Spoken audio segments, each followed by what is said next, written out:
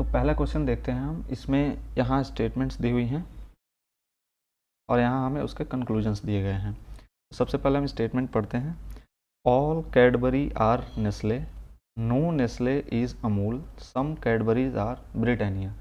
तो सबसे पहले हम इसकी ये बना लेते हैं, वेन डायग्राम बना लेते हैं। सबसे पहले ऑल कैडबरी आर नेस्ले, तो यहाँ कैडबरी को मैं सी से कर रहा हूँ और ये सारी कैडबरी जो है वो नेस्ले है, नेस्ले को मैंने एन कर दिया।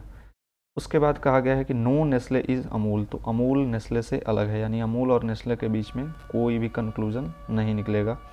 उसके बाद कहा इसने कि some Cadburys are Britannia, some Cadburys Britannia है, तो कुछ कैडबरी जो है वो ब्रिटानिया है। ठीक है, तो ये हमने बना लिया वेन डायग्राम।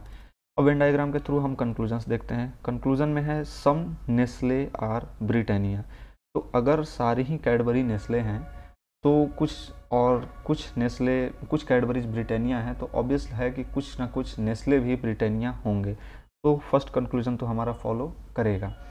ठीक है, दूसरा है नो अमूल इज कैडबरी, तो अगर नेस्ले और कैडबरी के बीच में कोई भी कंक्लूजन नहीं है,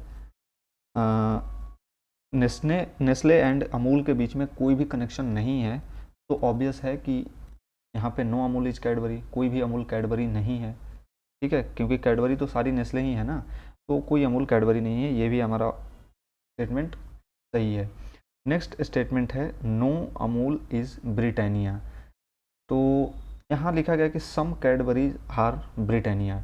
इस स्टेटमेंट पे आप थोड़ा गौर करेंगे। सम कैडबरीज आर ब्रिटानिया, बेसिकली हमें कुछ ही ब्रिटानिया के बारे में दी हुई है, बाकी के ब्रिटानिया के बारे में हमें कोई भी इन्फॉर्मेशन नहीं है कि कुछ ब्रिटानिया अमूल हैं या कुछ ब्रिटानिया अमूल नहीं है। ये हम कंक्लूड नहीं कर सकते हैं, क्योंकि हमें इन्फॉर्मेशन सिर्फ कुछ ब्रिटानिया के बारे में बताई गई है कि कुछ ब्रिटानिया जो है कैडबरी हैं, बाकी के ब्रिटानिया क्या हैं किसी को नहीं पता।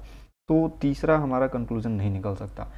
तो ये क्वेश्चन का हमें आंसर मिल गया, हमारा ऑप्शन है ए, जो कि है ओनली कंक्लूजन 1 एंड 2 फॉलो, क्योंकि सिर्फ फर्स्ट और सेकंड ही दिए गए स्टेटमेंट्स के अकॉर्डिंगली इन्फर किया जा सकता है। ठीक है, तो सिलोजिज्म में इस तरह के ही क्वेश्चंस आपको देखने को मिलेंगे। बेसिकली आप यहाँ पे वेन डायग्राम को बना के कंक्लूड कर सकते हैं, या फिर बिना वेन डायग्राम के भी आप इसे सॉल्व कर सकते हैं, अगर आप डिफरेंट तरीके से सॉल्व करना चाहें